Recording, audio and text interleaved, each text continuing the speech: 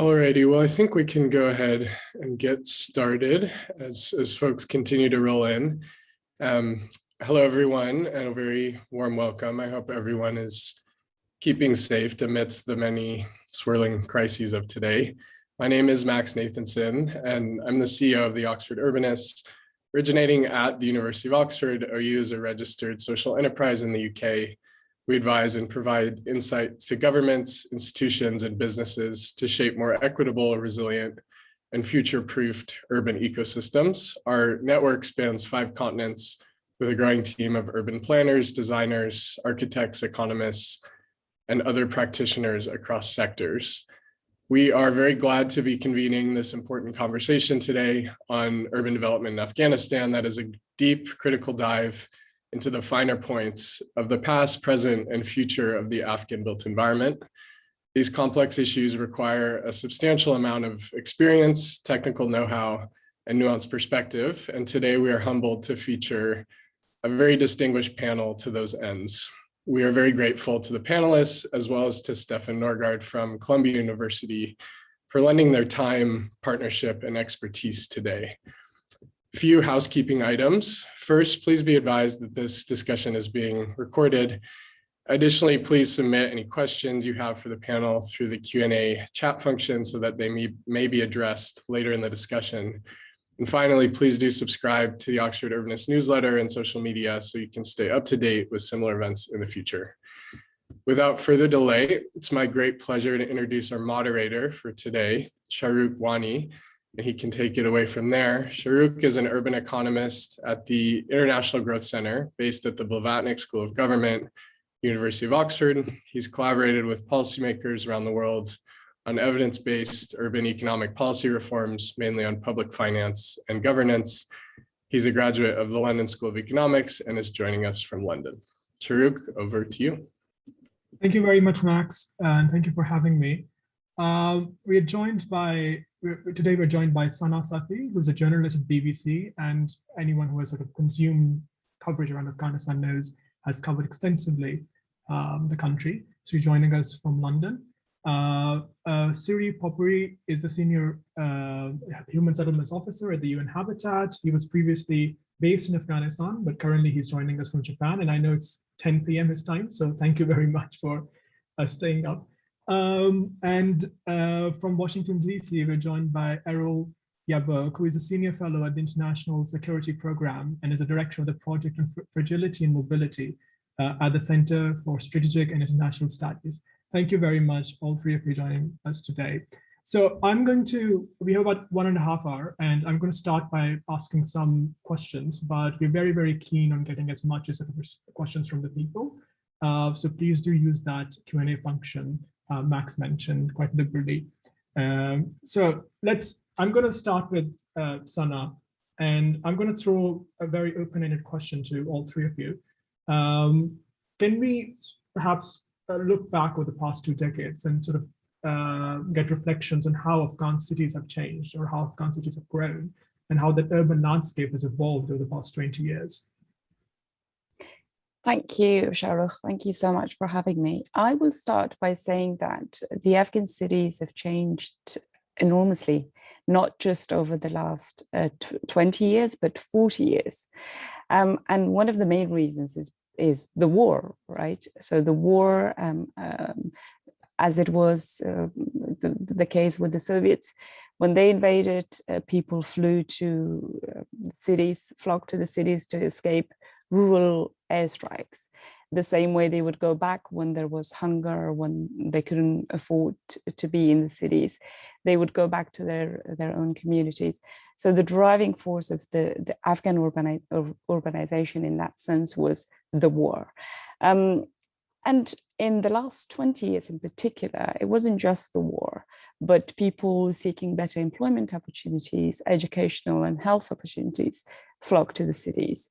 And the biggest cities in Afghanistan are obviously Kabul, the capital, which has a population of, it's an estimate, a population of between 5 to 6 million people. And then you have Kandahar, Herat, Mazar-e-Sharif, which is in the north of the Balkh province, and Nangarhar in the east. Jalalabad city is the capital Nangarhar province. But cities were also one of the most dangerous places to be in, as I said, starting from the Soviet invasion up until to this day, because major attacks took place. Bombardments or airstrikes were part of the campaign of all groups. They started in the cities and then they would develop to the countryside, or sometimes simultaneously. So people would be stuck between the cities and the countryside.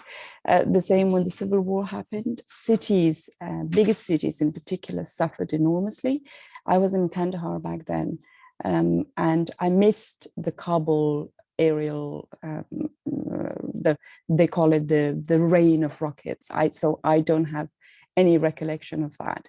When the Civil War happened, that's what people experienced. So Kabul suffered enormously. Mazar-e-Sharif suffered in the late 90s when the Taliban tried to attack it in 97 and then in 98. And lately with the Taliban's indiscriminate attacks, not just suicide attacks, but car bombs attacks and IEDs and sticky bombs, as they are now known. So cities, both the places of opportunity, but as well as a place to escape from. And I know many communities and many people, including my own, we had a nomadic lifestyle. So my mother would say that they had a place in Kabul, and to this day, my uncles, they have a place in Kabul, but they also have a place in the countryside in the east of Afghanistan. It's one of the most remote parts of Afghanistan. And we had that just to have it as a backup. And the reason was that when the weather was slightly hot in the east of Afghanistan, my family would move to Kabul for environmental reasons. And when it would get too cold and snowy, they would go back to their ancestral land in the east. And also when Kabul experienced severe shortages of food, families like mine, they would go back to their ancestral land because they could rely on the people that they know there, their own community, their own family, their own relatives. And that way they could escape the hunger, the famine, whatever that would befall on the cities. So this is just a short description of how Afghan cities changed in the past 20 years. And I'm sure there will be plenty of other points that will come to us, and we will raise it during the discussion. Thank you. Thank you very much, Sana. I think it's so about economic, employment, conflict, environmental, and how sort of they interact together in shaping patterns of human migration and settlement. Siri, I'm going to throw the same question to you, but perhaps I would particularly like to know, as you were there post 2001 and you worked with the UN-Habitat, is how did the development sector play a role in the post-2001 urban landscape in Afghanistan? Thank you, Shah, and thank you all for having me here. I think Sana has said it all in beautiful words about how the cities have been so enchanting for the last 40 years. My experience has been only 25 years. I was there during Taliban and afterwards. They're always kind of, beacons of hope, especially after 2001. I could see the joy in people's, when you walk in the streets. And from 2001, as you can see, huge investments, massive investments being made by international community. That resulted in kind of a relative prosperity in the city. So obviously, as Sana was mentioning, a lot of people from the rural areas, or kind of urban fringe areas, they all flock to cities, for employment opportunities, kind of what the cities can offer, both in formal and informal sectors, mainly predominantly informal, and also the education. and the trade and the business and market access. So, like the way UN and the international financial institutions, we have been working there for last 20, 25 years, 30 years actually, even during Mujahideen times and Taliban times. It was quite restricted, but from 2001, we could clearly see the kind of warmth that people, showed in inviting and also, enjoying that open space in a way. So a lot of investment has been made into health, education, infrastructure. I mean, we as Habitat, mandated for sustainable urbanization. Most of our work is working with the government in terms of building their capacity, reviving those municipal institutions and municipal services. So that kind of stimulated the entire social and economic development in the cities. So, I mean, you would be wondering, among the highest urbanization rates in the world, apart from the sub-Saharan Africa, South Asia is one of the highest at 2.41. And believe me, Afghanistan grew at the rate of around 3.3 to 3.5 as per, I think, the 2020 population census. So that shows the rapid influx of people to cities. Prices have skyrocketed. But still you have a good density there, in terms of planning perspective. So, and they are globally connected in terms of, access by aviation, because kind of landlocked. And the cultural attitude also changed quite a bit. And more importantly, as Sana was also quoting, for me, the kind of the progress of women rights, actually that gave hope for a lot of new generation of Afghans. You can clearly see, when the August incident happened, the panic and the chaos and all, it's all felt because of that fear that, that openness is fading away. But in terms of, even the achievements also, it's incredible achievements in the last 20 years,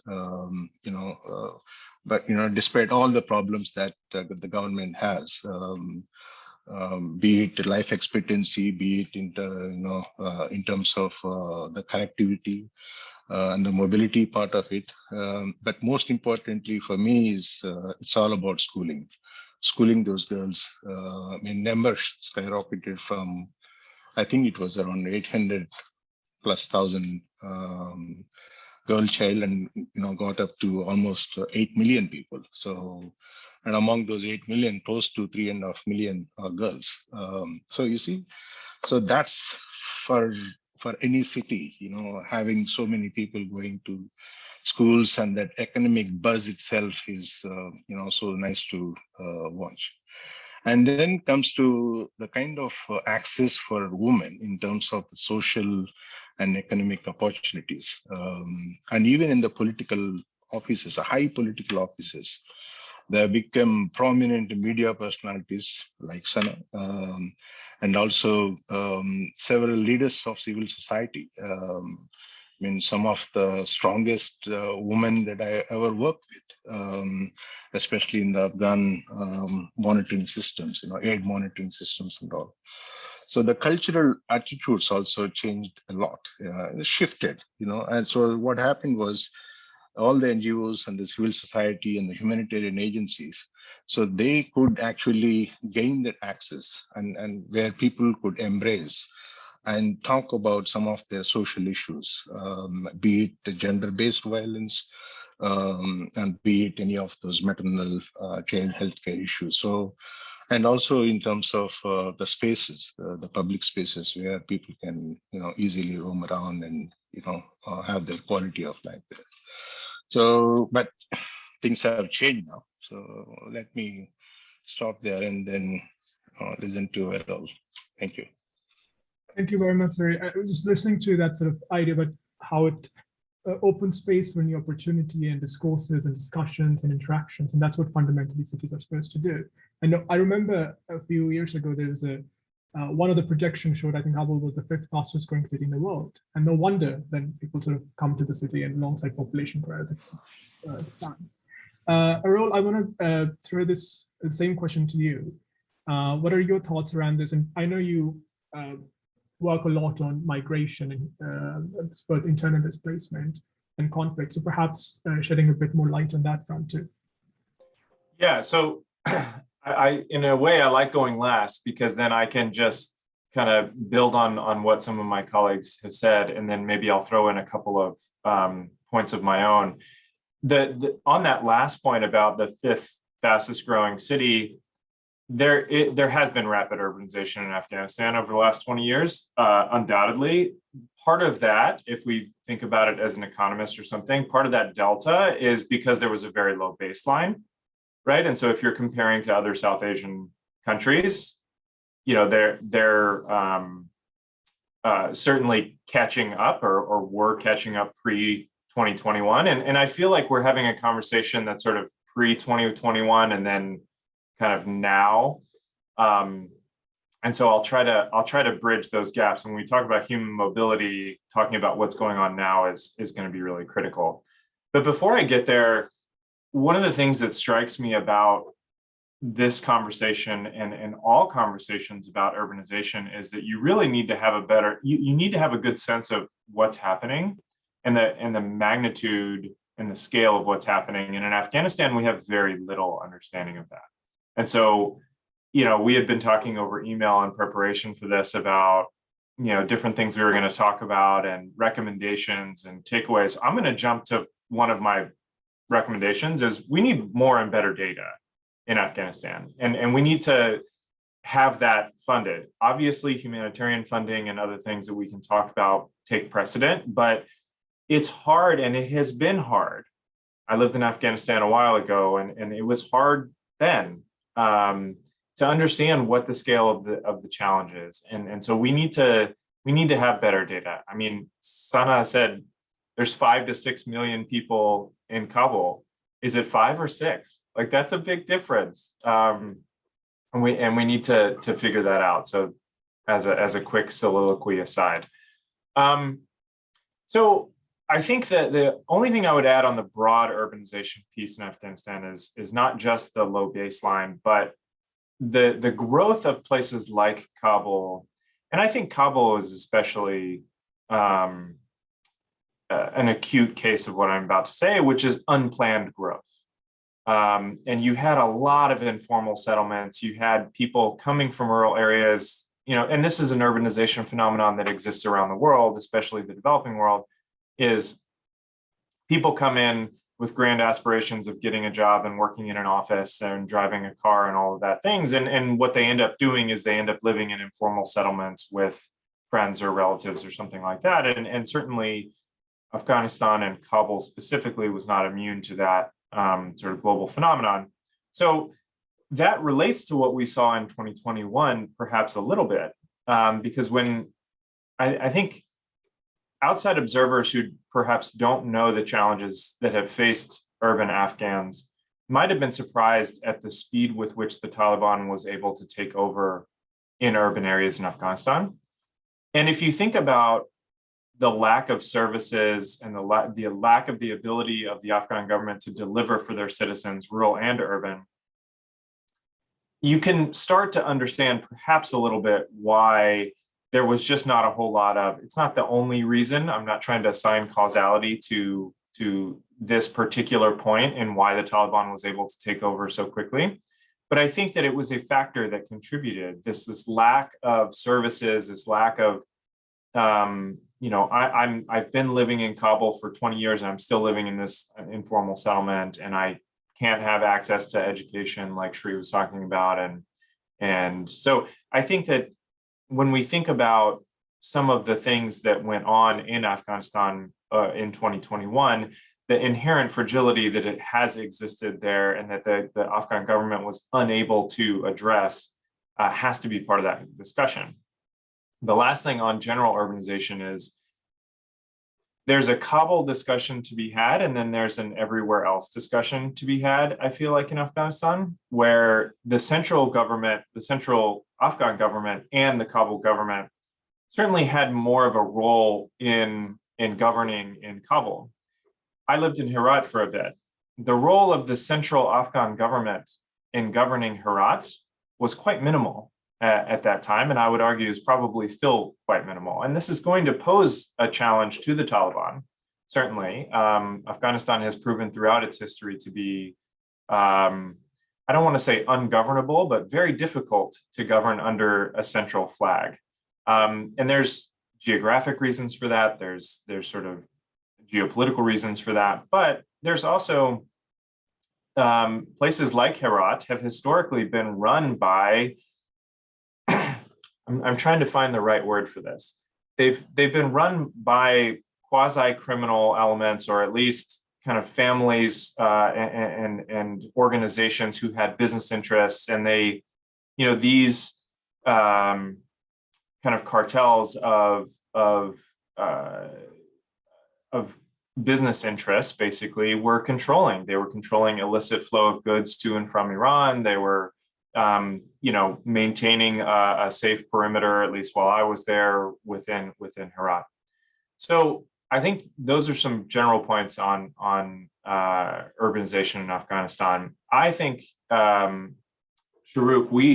I can get much more into the humanitarian and the IDP side of this. I mean, there were 3.5 million IDPs, again, we think, at the end of 2020. And estimates show that has increased by at least 650,000 in 2021 alone because of all the fighting. And I would say that both of those numbers are probably low, because there's probably a lot of Afghans that all of us on this call know that are keeping their heads really low right now and that are trying to stay safe. So I think the challenges of those IDPs is something we can get into, but I feel like I've gone on for a long time. So Shahrukh, I'll go back to you. And I was going to say, you're at IGC. You probably know Adnan Khan. He's a dear friend from a past life, so please give him my best. I will. Now he's moving to the FCDO. Thank you very much. I think that quite important bits and some stuff which I did want. So I recall, when I joined IGC years ago, my first project was working with the Afghan government, working with the Kabul municipality. And you talking about the lack of data, the mayor didn't know where the city ended. There was no jurisdictions the mayor could grasp it. So the service delivery was horrendously hard to get. And over 70% of the population, as you said, lived in informal settlements. And I want to ask this question. I want to throw this open to all three of you, so whoever wants to respond, is then the link between that sort of structure around centralization, whether that was just done on paper, and in practice, a lot of the cities were administered through other informal governance networks. How did that feed into the legitimacy challenge of the Afghan state? And then this is sort of the final question before we proceed to sort of the humanitarian crisis at hand. But it would be great to get sort of a bit more reflections upon that, because then cities become really important, right? So these new networks are being formed with people migrating in into these cities, but then the power isn't there, or the state is absent, or isn't perhaps UN agencies are providing certain services, and informal networks are providing other services, and where does the state fit into it? How does that interact with legitimacy? Who wants to provide sort of the first thoughts? Yes, sir. Sana, you want to go first? No, you go ahead. Okay. No, I think it's quite complex. I mean, the huge amounts of aid was channeled through ministries, the central ministries.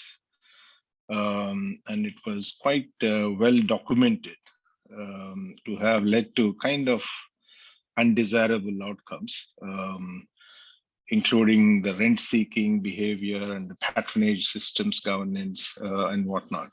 So that quite hampered efforts to provide municipal services in a very transparent way.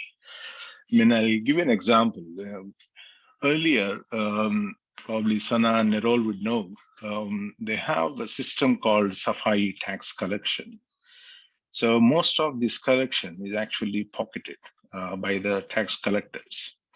So when the Afghan, the previous government has installed this program called Cities for All, one of the major component was to register close to 1.4 million properties in 13 urban centers. It's a massive kind of, a secure tenure program, benefiting close to 10 million urban population. And then in return, they encourage, by giving the occupancy certificates, they encourage, the citizens to pay the Safi taxation, but through a system, through a biometric system and a tax receipt system, revenue collection system. So we can clearly see the kind of, discomfort by many of these revenue collectors that have been so habituated to just collect the money randomly. And then, probably 30% of it actually reaches the national treasury. Then when you have this new system, what happened was the user base, the tax user base has increased from, let's say, 27% in Kabul to close to 60%. And I'm not referring to the fringe areas and also the informal settlements. Most of the services to some of these areas are given on a subsidized way. But on the other side, you have some ministries that have really worked well. In terms of the decentralization, I would call one ministry is called the Ministry of Rural Development, that actually designed this massive, a cash injection into the local economy called National Solidarity Program. Is predominantly for rural areas. So that really, made wonders in terms of building capacities within the government at every level, especially the subnational level. So I think this is one fundamental factor that I observed. If you really invest in the communities, if you really invest in that subnational level institutions, we can clearly see things worked, be it National Solidarity Program, be it some of those citizen charter programs. And I'm sure, since you are in Kabul municipality, the Kabul Solidarity Program, on which the citizen charter program was based on. So there are many good things, but also there are several lessons that this can, our people can learn. Thank you. Thank you very much, Siri. Sana, over to you. And perhaps also, and I liked all of these to the National Solidarity Program, but if I recall correctly, the mayor of Kabul wasn't elected by the citizens of Kabul. They were appointed by the president. So this understanding then, citizen charters are wonderful. I love them, but at the same time, your sort of institutional structure is centralized at the end of the day. Yeah, that's a really important point. And I would start with what Erol said. The data is a problem in Afghanistan. If you look at the urban population of the country, the current data says it's only 25%. Now, can we believe that? I'm skeptical. I don't know. 25% of the population is said to be urban. Then you have the who was delivering aid. We don't know, because before Ghani, aid was not given to the Afghan government directly, from what we understand. It was only when Ghani came in and he tried to monopolize, as he is accused of doing, after 2014. So before that, aid was very, very decentralized, and it was delivered through organizations, both international and local NGOs.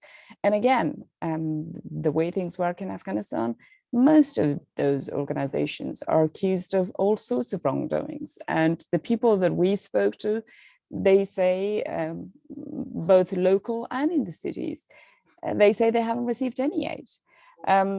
And when you see the evidence as well, you can't see much of that aid being delivered to those local communities. For example, let's say Helmand as an example. Go to Helmand, go to the districts of Helmand. They would tell you they haven't got a school, they haven't got a hospital, they haven't got teachers. No girls are going to school.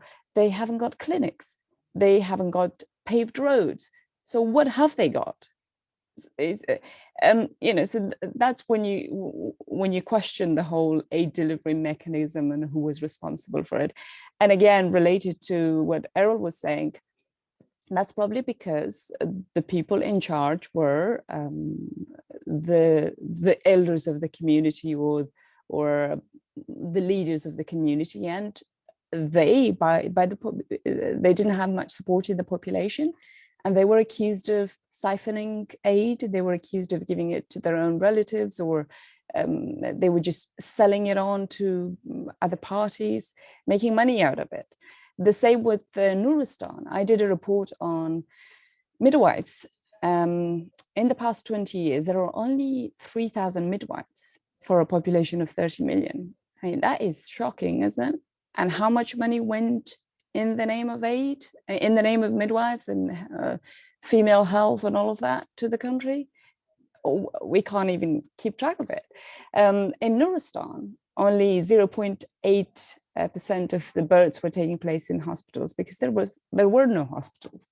And Nuristan didn't have a road connecting it to one of the nearest provinces, which was Jalalabad, until 2019. It was only the advisor for President Ghani went there in 2019. I think he promised that they would have a road. So those problems exist. And one of the questions that I guess your audiences might have is, how did the conflict interact with urbanization in Afghanistan? When you speak to Afghans, they would blame the conflict on the city people. They would say it's the cities that are driving the conflict. The ones who are planning, they're organizing, they're coming up with strategies are all those who were radicalized in the cities. They are there, they drive the conflict, and they're sitting there, they were educated, they were radicalized there, they operate in the cities, and they go into rural areas to implement their plans. That's one. And this high level of centralization after post 2001, the majority of Afghans who struggle to get community services, such as having water pipes, for example, or dig up a well somewhere, or paved roads, they would say that the situation was so bad, and it was because it was so centralized that it created a sort of environment where mistrust grew, a gap between the community and those who were governed and those who were being governed. The governing and the governed increased. People took their cases to other actors to be solved. And this whole phenomena that one side became the oppressor and the other side became the victim, that developed. Then you have the ethnic divisions as well. I remember disputes in electricity distribution. Just 2 years ago, we had the central provinces of the Hazara provinces. They were accusing Ghani's government for diverting electricity lines. And that led to a huge saga. It was so controversial that it became ethnic, it became linguistic, it was just so bad for the government and for the community. And in the end, nobody got anything out of it.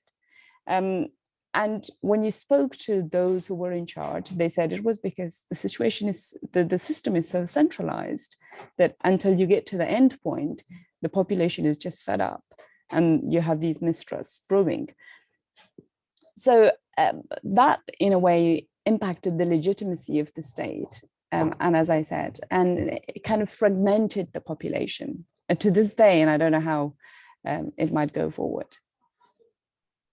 Thank you so much, Sana. I think that the few points which sort of really jump out. One is around people in the rural areas really accusing the people in urban areas of being sort of masterminds behind a lot of the challenges, and that's an interesting dynamic to explore, is how that sort of sociologically was a sort of a separation and how people looked at themselves.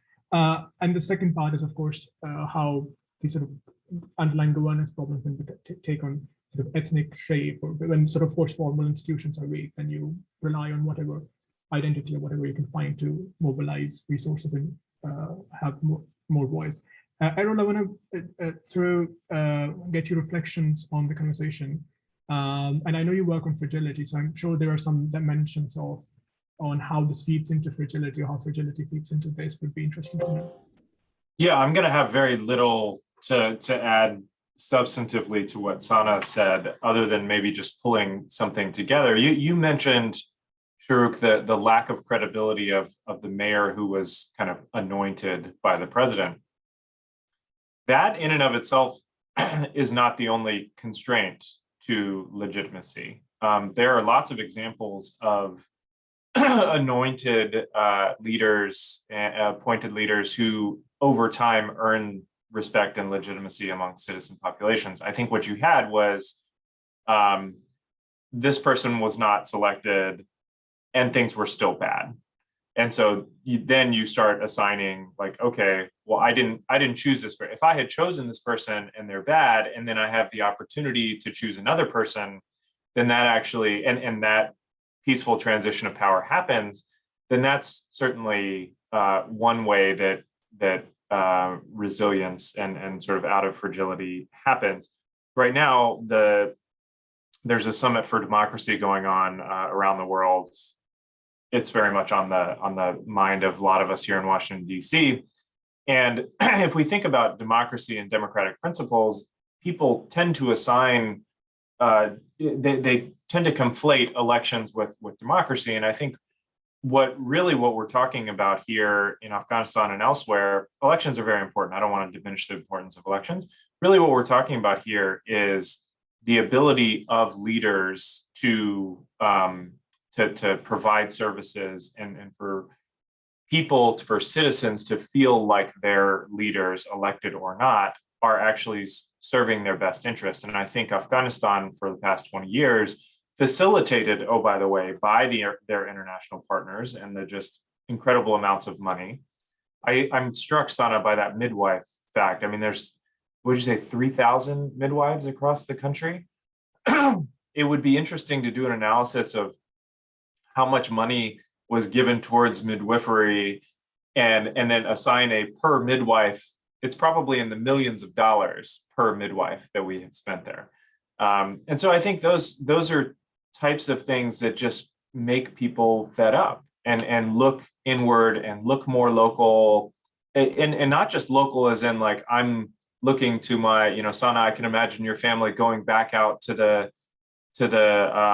house outside of Kabul and just kind of hunkering down and being like, well, we're just going to not only look at the village level in terms of our stability, but we're just going to look out for our household and we're going to do whatever it takes to survive. Well, that's not a particularly sustainable way to govern a country. And so I think the Taliban will find it very difficult to fix any of what we've just talked about. We've been talking negatively or sort of critically about the Afghan government before, and it's worth pointing out that there is no indication that the Taliban will be able to provide services and fairly adjudicate disputes. And when I think about fragility, I think about the idea that conflict is normal.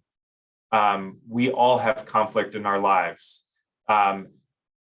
What takes conflict into violence is what's very interesting and what we need to work on preventing, right? And so the ability of Afghans, if say they have a dispute with their neighbor, do they go and get their AK, or do they actually have trust in the local judicial system that will be able to adjudicate their problem? And I have very little belief that the Taliban has the capability to do that. They had the capability to sort of win power or get people to lay down their arms so that they could take over control. But that's very much, as we've seen over the last 20 years in Afghanistan, that's very much the first step on a long road. Thank you very much. That's when you're saying about the particularly conflict, I don't know who said this, but someone said that institutions are effectively a way to mitigate conflict, right? So elections too are a way to mitigate conflict instead of Yeah, I mean, it's all institutions are meant to take conflict, which I said is very normal. I mean, I don't want to bring anybody's marriage into this, but like, you know, siblings and families, like conflict is a very normal human phenomenon. The ability to deal with that conflict is what separates kind of resilient communities from fragile ones. I want to bring the discussion to the ongoing crisis. I don't want to call it, it's a humanitarian crisis, it's also an economic crisis, also a financial system crisis. It seems to be also a governance crisis because of the Taliban ability or inability to sort of govern. And Sana, you were mentioning about the aid, right? So how intensive that system was and how much aid went into it. But much of it, especially development assistance, has stopped. And the humanitarian assistance is very hard to get in, and there's all sorts of roadblocks there. Projections like 40% of the GDP has gone down. That's, I think, more than Syria or any other place went through in that sort of short period of time. I was reading something the World Food Programme says that most Afghans will go hungry. It's staggering numbers, right? 97% of Afghans will be under poverty within the next few months. This is like unimaginable level of suffering. Perhaps we can turn a bit of attention to ISIS and sort of really, and I want to know from each of you is what exactly can the international community do right now to prevent this suffering, and perhaps for providing a bit of a limelight, what kind of role in cities play in this? Because we saw certain internal displacement, as Erol, you were mentioning, during the early days of sort of in the before the Taliban took over Kabul, a lot of people moving to cities. But how, and then this entire dimension of droughts happening. So perhaps I would love to get your thoughts. And Sana, if we can start with you, is like what are the key areas to do to take urgent action to prevent this crisis? I'll start with what my grandmother, may she rest in peace, would always tell us. She would say Afghanistan was always poor. It was always poor, but we always found a way to come up with a solution, and we did it ourselves. The world didn't bring us food or aid. It was, and she would use that as in a way to embarrass you as to if you wanted to go and say that, hey, you know, somebody should get aid because the situation is really bad. And she would say, no, we were resilient people, we would do it ourselves, and we've always done it. What the aid economy has done, it has created a perception that the world is there and the world will come and rescue you. And as a result, the Afghan people have just become dependent on aid. So this is a woman who was obviously born in extreme hardships, a single mother, of I think 7 children, and she educated all her boys. She farmed her land, whatever plot of land she had. She did it on her own. She was very, very assertive and strong character. But not all Afghans are like that, like her. So I would say there are 2 things. One is, yes, the country is poor and it needs aid, and one is what the aid economy has created, and it is the perception that if you don't have anything in house, then yes, aid will come to you. And there are Afghans who have strong opinions on both sides of the arguments, and they're both valid. If you go and really search deeper, then they're both, yeah, there are valid points on both sides of the argument.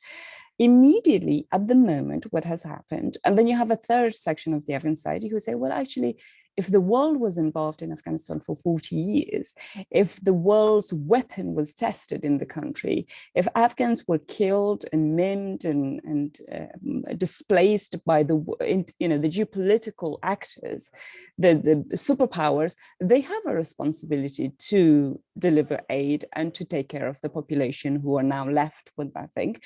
And that's exactly what's happening now with the current argument we have.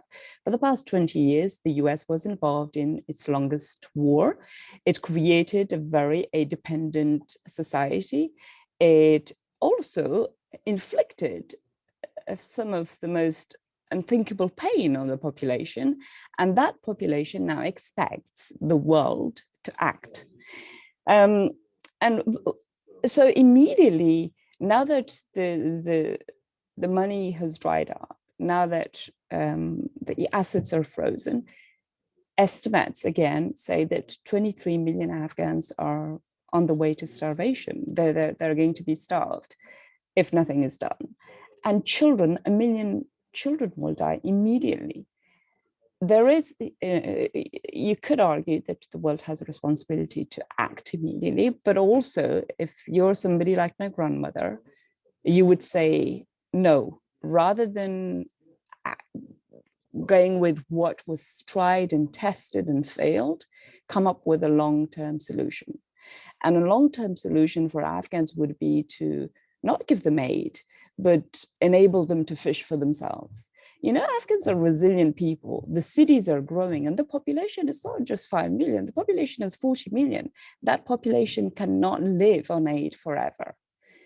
They need a long-term solution, a solution that is based on partnership, on respect, on equality, rather than one of, you know, you're in need of aid, and if we don't give you, then you will starve, and we will do stories about how you sell your daughters. You know, so immediately what can be done? Again, if you're a woman in Kabul, a single mother who has nothing, and you don't have family in the countryside who has a plot of land who can help you, then you are dependent on aid. And those women or people like that should get some help from the international community. But how do you deliver that?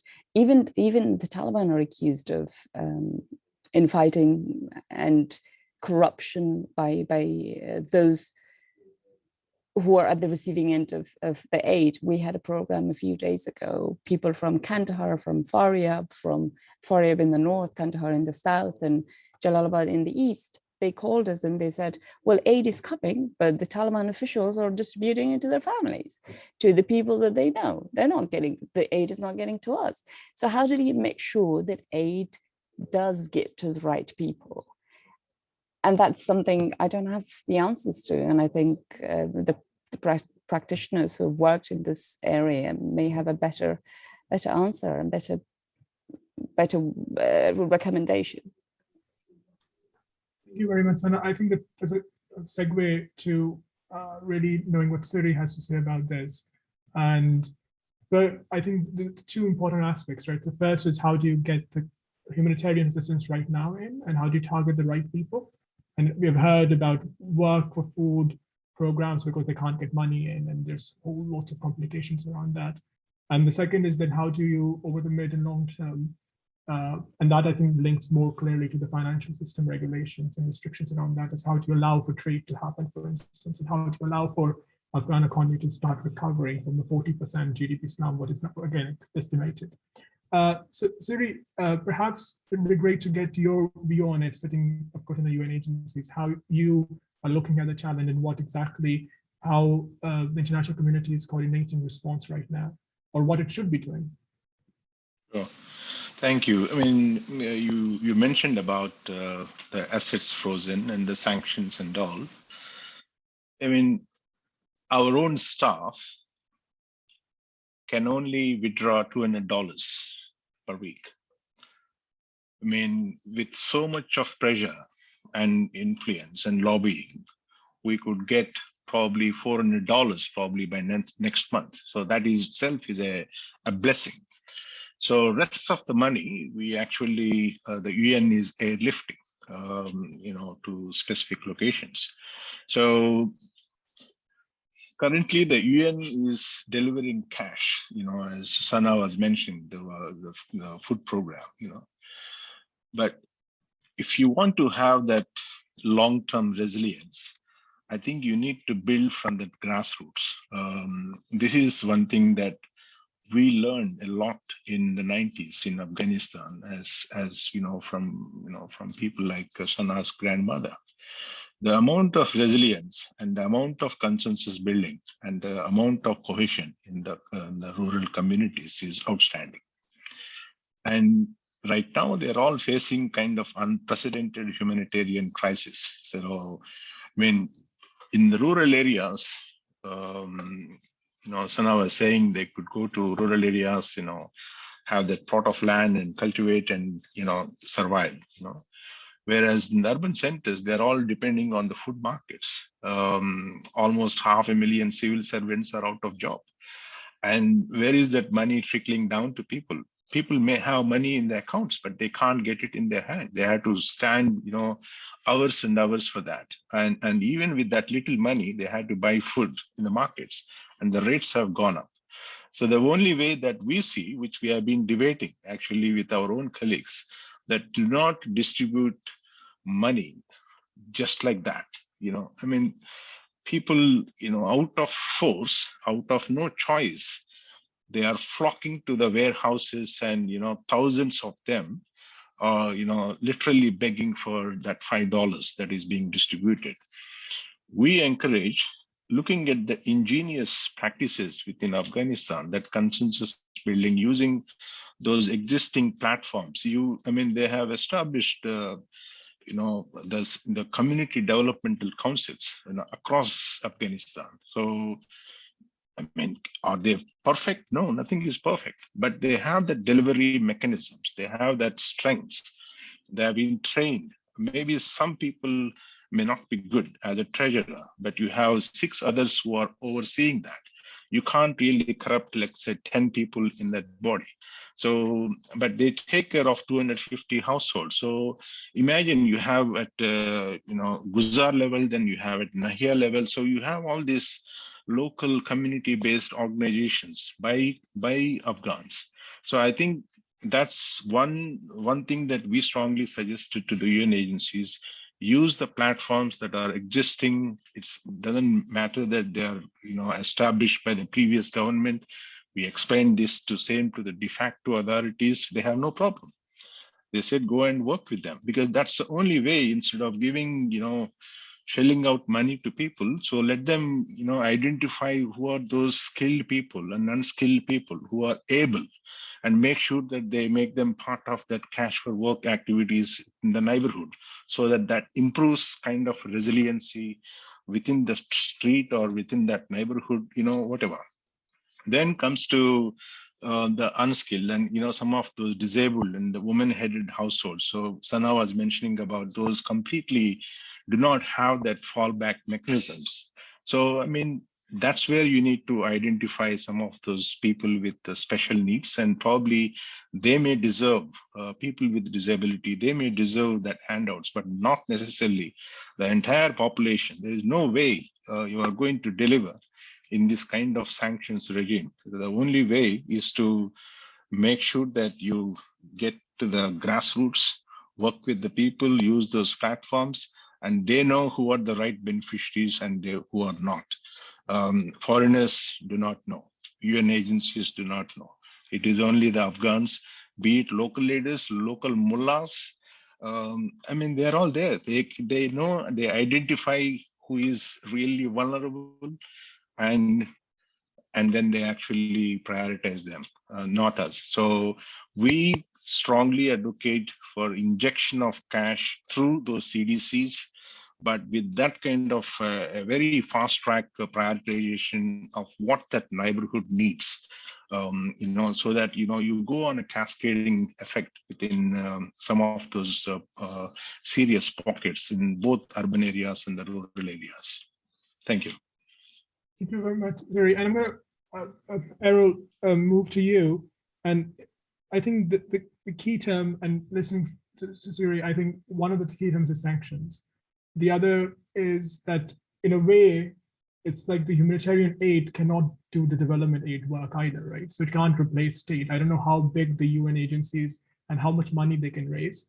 Even if they can raise a lot of money the next year, from what I understand, the attention moves on, unfortunately. Countries will know, it won't be until the news hour, and people will stop financing and giving money to humanitarian agencies.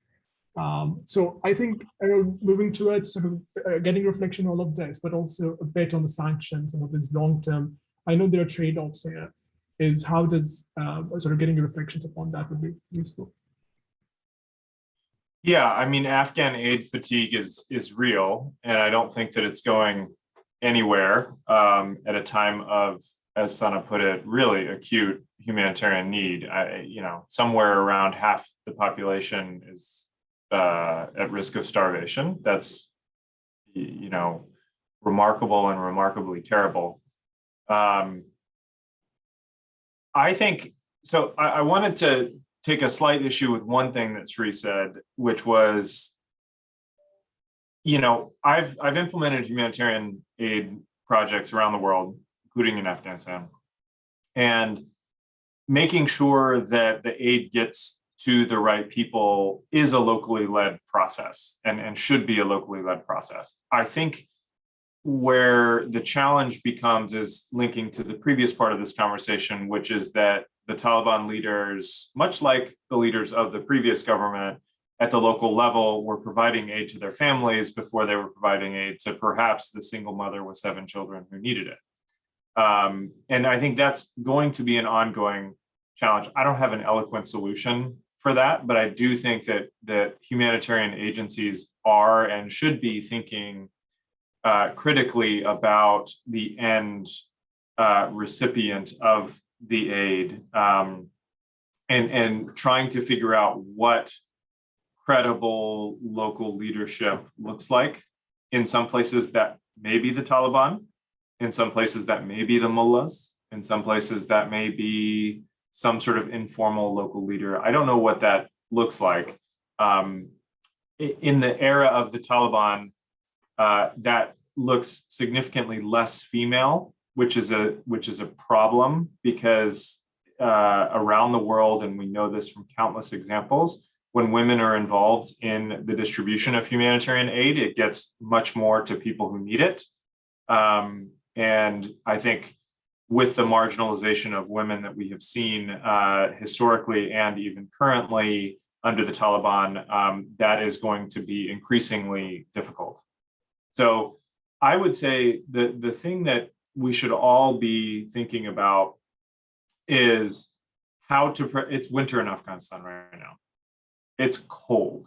And how do we provide life-saving assistance to 20-something million Afghans is the immediate concern. Obviously, there are sanctions challenges. There are, do we work with the Taliban or do we not work with the Taliban? What if they're not letting women on our staff go out or work? These are all very real access challenges that that the humanitarian community is having to think about. And I think those in the humanitarian community within the UN system and outside the UN system are laser focused, I hope, on that, and how do we provide life-saving assistance to Afghans. Very quickly, though, let me put it this way, not very quickly. During the provision of that life-saving assistance, we have to also be thinking about what Sana was talking about in terms of how do you keep people alive, but in doing so, lessen the need to keep them alive, in the future through humanitarian assistance. Nobody, in my experience around the world, including in Afghanistan, nobody wakes up in the morning and says, oh, I would really like some humanitarian aid today.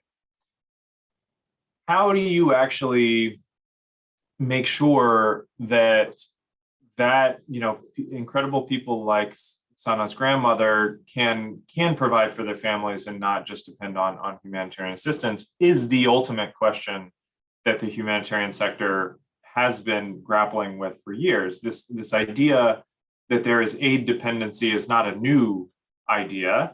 I think the humanitarian community justifiably responds to that by saying, yeah, but if we don't do this, people will die.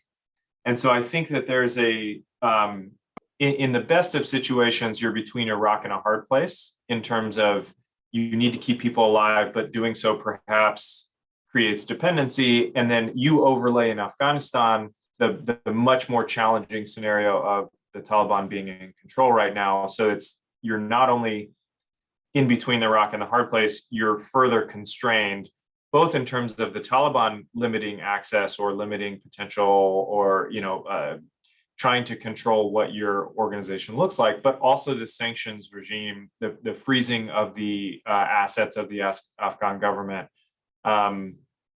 There's no recourse for those who need life-saving assistance, including food and medical support in Afghanistan right now, except for humanitarian aid. And I'd like to believe that that's not a permanent state, but at least for this winter, getting through the winter season, I'm not sure that there's another choice right now. It's a really important, also incredibly depressing point around how the limitations of humanitarian aid at the present and how that can happen. And I want to perhaps we can move on to what the future, the coming few years might possibly look like. And I want to get particular thoughts around what the role of cities can be in that. So whatever the political settlement is, whether it's already there, submerged, or it's emerging, or it's negotiated, it has been negotiated or is being negotiated, whatever that is. And I want to pick on what Sana said earlier around the divergent views between rural and urban people, residents in Afghanistan. Is how do you see cities, and particularly especially Kabul being sort of the primary city, by far being the largest city, in influencing such a settlement? And also just what the early this sort of short period of time of Taliban being effectively in de facto control over much of the country tells us about how they envision the rule over sort of major cities in Kabul, in Kandahar, Jalalabad, Mazar-e-Sharif, elsewhere, versus in rural areas. How does that divergence shaping up? I know there was some debate that in Kabul they're much nicer than they are in perhaps in smaller towns and villages where the press has a limited presence. So Sana, would love to get your thoughts first, and then we can move across the panel. I think the first point is, what kind of settlement would Afghanistan have in the coming months and years? The locals say they want a broad-based, inclusive settlement with all stakeholders, where all stakeholders can play a part and they can be part of the system and affect change. But so far, what we have seen from the Taliban, they have not shown flexibility in that sense to create the sort of broad-based structures that the local population would want. And so that's a question mark going forward. Then you have how, how would cities play a role? It really depends. Kabul, yes, as the main commercial hub, and maybe the port cities, the border towns, as the commercial hubs, they are probably able to exert pressure on the central authority to even change the way they do things, to extract more resources for the populations in the cities, to even force them to change the ways of doing things, to mellow, to soften up. As you said, they behave differently in Kabul and in other parts. But how much are they able to really change the Taliban's policies, again, is a question mark. Taliban are very path dependent. They're heavily path dependent. They're highly centralized. It's a top-down system. They have always been. But what they have always had in the past, and even now as well, is a degree of decentralization. And I think you can see that in how different communities treat women and local population. So the question of women, like schools, for example, in some areas, schools are open, and that has always been the case because local people, through their own initiative and the space that they had in their own communities, they reached an agreement with Taliban leaders in those areas to either start a school or start a project where women could take part, or even have the space slightly more expanded for other activities. But then you have other areas where the regime and the treatment or the interaction between locals and the ones who have the power, it's more rigid, it's more authoritarian, it's more force, control, and abuse. So again, yes, cities bring money. Yes, the Taliban need money. But there is a huge gap between the city people and Taliban authorities. That's an important point, but also particularly what you said earlier around there is some degree of decentralization, and perhaps that's also a challenge to some extent for the Taliban in sort of monopolizing authority or violence. But it does open avenue for local negotiations or settlements in different areas. And perhaps that's one of the reasons why we saw news coming in. Perhaps some officials from the former CSIS, like the mayor of Kabul was still there, the health minister continued under the new administration. I want to get, Suri, your thoughts around this and around the broader questions around the settlement, but also reflecting on what Sana has said. I wish I have a fortune-telling experience. A lot of uncertainty, but what can they do in times of uncertainty? I think, yes, there is clearly a certain degree of decentralization, especially in terms of security matters. We can clearly see when we have an issue, they have appointed different focal points, and although they do not actually, none of these policies at the center do not trickle down to, to the bottommost cadre. But they do have this focal point system. So when we have an incident on the streets with the traffic police, and within probably no time, we could actually access the focal point and we could resolve. So I think that interface is so important for them. When you have a minister who may not know anything because they rule, but they never govern. And this is not a war. This is running a city, running the country. So it takes time. But Sana was mentioning about the faces in in the Afghan government. How they can be inclusive. Inclusive for the domestic audience in terms of instilling that sort of confidence to different ethnic minorities who are actually in fear now. At the same time, they also had to find out the right skill set to lead these ministries, because there is so much of positive gains in these ministries in the last 20 years. And within no time, because you literally halted the engines in a way in August, and it took quite some time, even you haven't restarted at full scale. So a lot of bugs around. So I mean, they really need to have, like the way I remember when you have Wani, when you are in Kabul municipality, you have a mayor and you also have a deputy mayor. So there is always a professional attached to, some of these dignitaries. So I think they need to start looking for that right skill Afghans who are in Afghanistan. They still have some brains left there, and make sure that get back all those experienced civil servants. They can't really differentiate between the corrupt and the non-corrupt. They really have to bring them back. At the same time, how do they pay their salaries? For the last 4 months, what I know, none of them are receiving any salaries. So it's a plethora of challenges. And these are all actually, it's not only imploding, but these are all factors that are imposed actually. Sanctions is one, the assets frozen is one. And when it comes to even UN, we have $1 billion, I would say, of all UN agencies, international NGOs that was stuck in Kabul, that now you can't take it out. And donors have suspended these programs. And now even if you have new donors giving money, you don't know how to bring them in. So this kind of total stalemate of transactions there. So I think mean, the interface is important.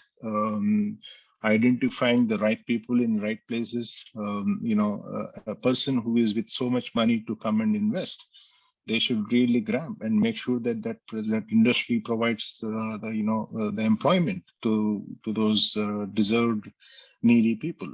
And how do they actually make these sites now? I mean, all these cities used to be very vibrant, in its mystic way, with a lot of life on the streets, and predominantly informal sector. But you need to revive that and make sure that the current sites of vulnerability that you are seeing, in all the urban centers, how do you make them really, sites of resilience? And that takes a vision. And that vision has to be instilled in this leadership by some of their advisors. I know there are many ambassadors around the world that are advising. They have some good brains. I mean, even those, Afghans that are in Kabul, I think you have one of the audience, Ajmal Shams is there. So, I mean, you need to really make use of the brains that you have, although many brains have literally drained in the last 3-4 months. I'm dealing with 70 of our staff that are scattered around the world, and there is no sign of coming back. So that's the reality there. Back to you, Wani. Thank you very much, Siri. I wish I could give you a straight answer. I said there's no fortune telling here. It's going to be a challenge. Erol, I want to come to you, and I want to get your reflection on it, but I want to flag like a few things with particular to get your thoughts on. One is what Siri was just mentioning around displacement and brain drain, but I know you work on this. So there is not only displacement of sort of people who are leaving because of rights concerns, refugees, but of course a lot of people are leaving because they don't see an economic future there. And how does that link to, and what kind of trends are you seeing with the illicit flow of people who are being sort of smuggled out, and there are of course concerns around that. The second, Sana, I saw that Sana came off of mute. Did she have something to say about Shree's point? No, it's fine. I can go after you. It's fine. Okay. It's slightly busy here as well, so it will give me some time for them to. Okay, so we're going to Erol you, and then we're going to come to Sana for final thoughts before. Perfect. So, yeah. I think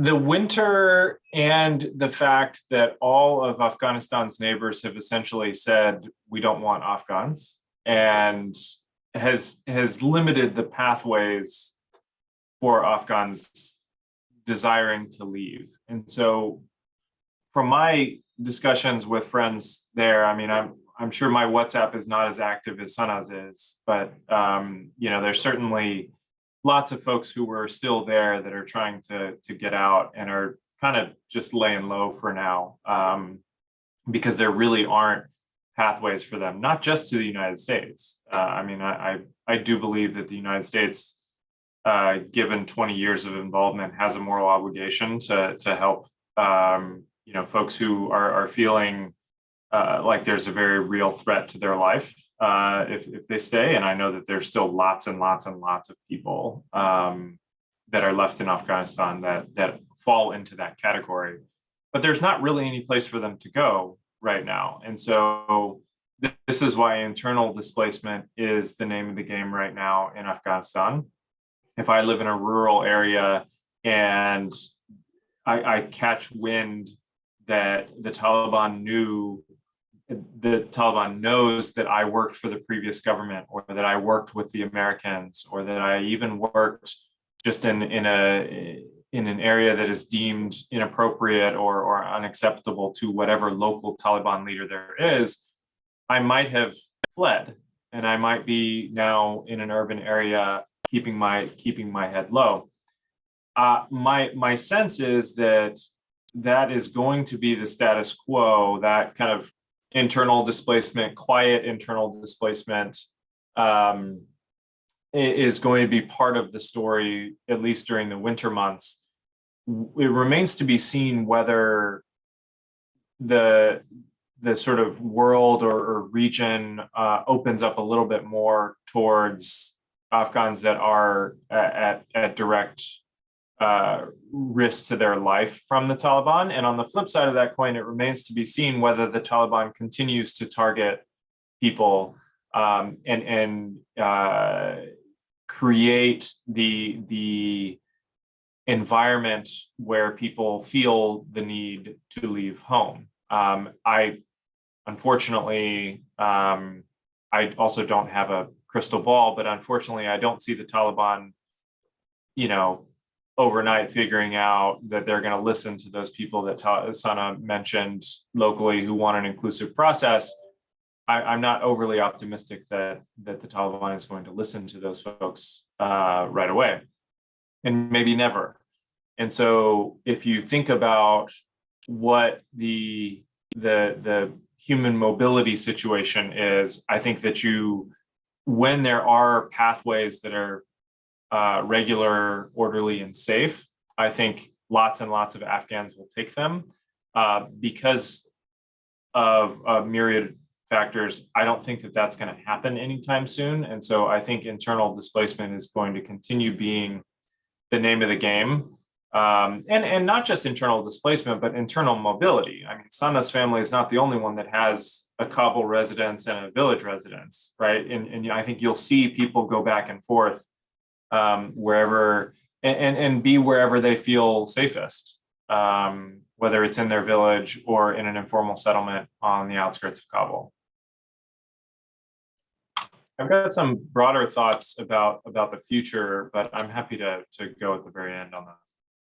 Sana, we also are getting quite a few questions. Sana, do you want to give your thoughts, and then we will take like one or two questions, and then we can weave that into any final thoughts?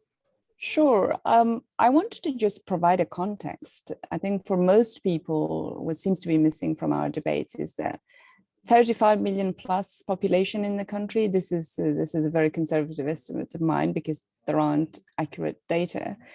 150,000 were evacuated by the international community, and 300,000 people apparently, according to the latest data, have left to Iran as a result of the Taliban takeover.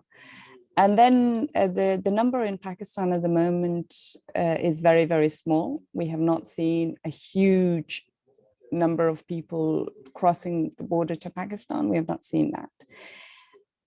And so why we're here, and Afghans that you speak to, they would say, or they do tell you, and we're having debates on WhatsApp as well, it's that the West signed a deal with the Taliban. That is a fact. The West wanted to leave. That's what they did. And then on August 15, there was an interaction back and forth between the Taliban and the US administration, the Biden administration. Taliban were told to go in and control the capital. Now, ever since the takeover, more than 100 people, according to Human Rights Watch, they say hundreds who belong to the previous security forces were killed as a result of the takeover or because of revenge attacks. And then you have had some incidents of displacements, forced evictions in central areas. And then you had, again, Kandahar, as well as in the east, some evictions, forced evictions. And now the assets are frozen and 23 million Afghans are close to starvation. Now, Afghans would say, well, what's our fault in this? This is the context that we're working in. If nothing is done, you will see a crisis. We haven't seen a crisis yet because the population is still intact. They're still there. They're still waiting. They haven't left to any other country. But if nothing is done to ease their pain, then they will start to act.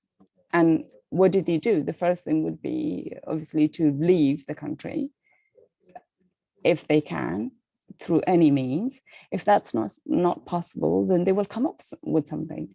And that will be a catastrophic moment for anybody, not just Afghans. So I guess this is just for people who are as a takeaway from this discussion. Yes, the debate is on cities and what cities can do, but the cities will be the ones who will come up with something that will probably be very bad for everybody. Sorry, this is a very not an optimistic note, but that's what we are looking at. We are looking at a crisis brewing. We haven't seen it yet. Back to you. Thank you very much, Sana.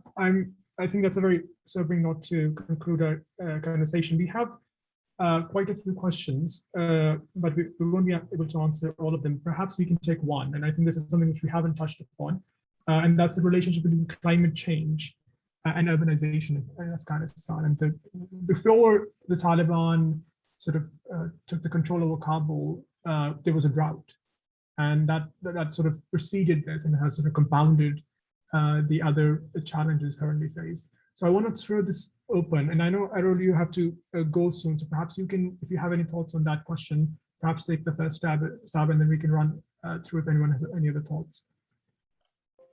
Yeah, I feel like we to throw the climate lens on the rock and the hard place with the Taliban already over it seems like a particularly depressing way to end the conversation. But I think that's also real. I don't, it's increasingly well documented globally that the changes that our climate is going through right now are caused by humans disproportionately in the developed world, that are disproportionately impacting folks in the developing world, and with particularly acute effects in places that are experiencing violent conflict and war.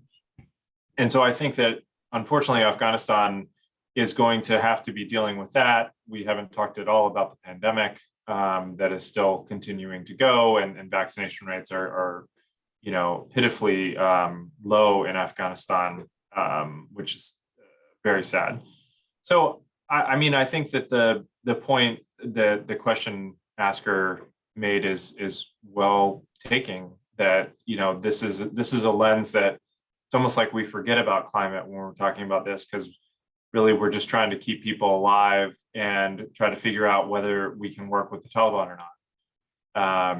And the challenges that we are facing now perhaps will be pale in comparison to those that we and the Afghans have to deal with in the coming years. I think those droughts are going to become more frequent. I think they're going to become more longer lasting. I think on the flip side, you're going to have harsher winters.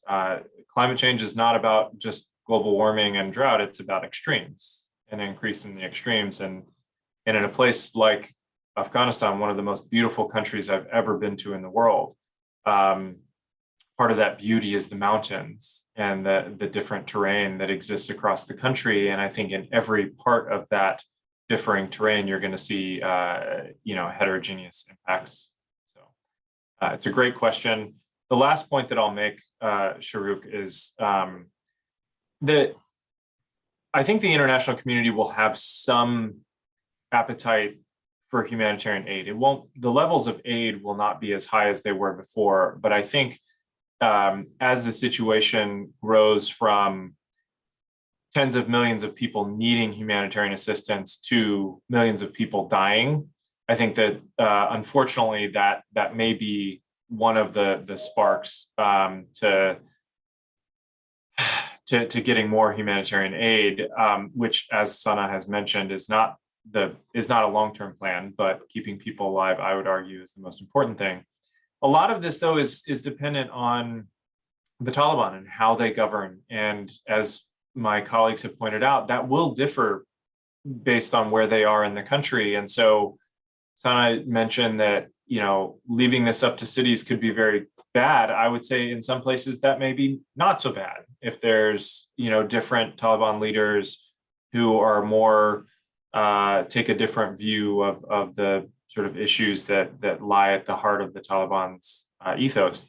And so I think that there's, not to end on a artificially optimistic note, but I think that the future looks like decentralization in Afghanistan and heterogeneous responses to challenges based on kind of how the Taliban is governing in different areas. I see very little future in which the Taliban as a centralized governing function and entity in Afghanistan gets international recognition and gets a seat at the UN and does, sort of, the spigots for international aid and finance and commerce are turned back on. I think that there's very little appetite for that globally. So we're going to be in this kind of humanitarian situation, and then the Taliban will determine, I think, the ultimate future of the Afghan people for the time being. Sorry, I have to jump, but very much, Erol, and I know you have to jump. I'm going to just give an opportunity to Siri and then finally Sana to, if there are any reflections on the climate change point or responding to what Erol has said before we conclude. Siri, do you want to? I know. Well, I mean, as Erol was mentioning, it's very clear. But it has been there for 40 years. Look at the Hindu Kush mountains, look at the natural disasters, and now the mother nature. So that actually reduced almost 40% of the agricultural crops in Afghanistan. But more importantly, this is something that is not in our control. But one person's decision can actually create, the reversing and destroying of the 20 years of the gains, and taking away, all that freedom and the liberties and, the kind of openness for women to be in the public space and all. So for me, that's more heart-wrenching. This is a unprecedented man-made disaster. The leaders have failed. But my only hope is the people in Afghanistan. As Sana was mentioning, they're resilient, and I really hope they will actually start having those consensus building and slowly, try to get the kind of government that they would like to have.